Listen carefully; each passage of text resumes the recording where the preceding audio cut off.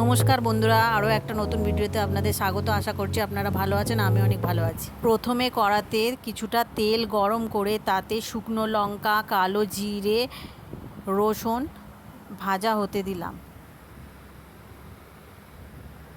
লাল লাল করে ভেজে তুলে রাখলাম।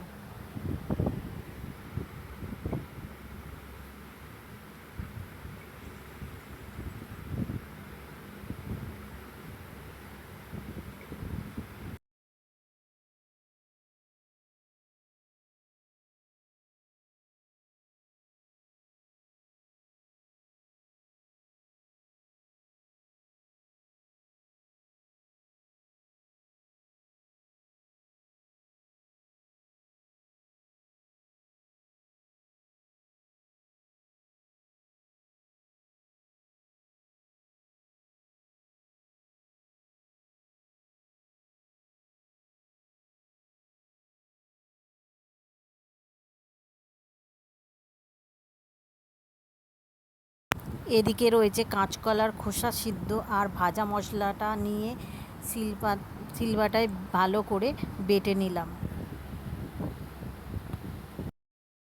কড়াতে তেল গরম করে তাতে সেই কাঁচকলার খোসা বাটাটা ছেড়ে দিলাম।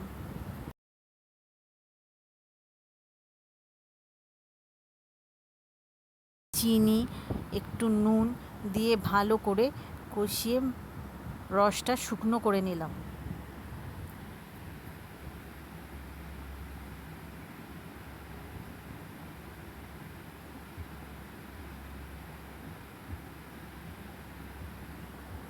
শুকনো হয়ে গেলে নামিয়ে নিলাম। তৈরি আমাদের কাঁচকলার খোসা বাটা। আশা করছি ভিডিওটা আপনাদের ভালো লেগেছে। দেখা হচ্ছে আরও একটা নতুন ভিডিও নিয়ে। টাটা।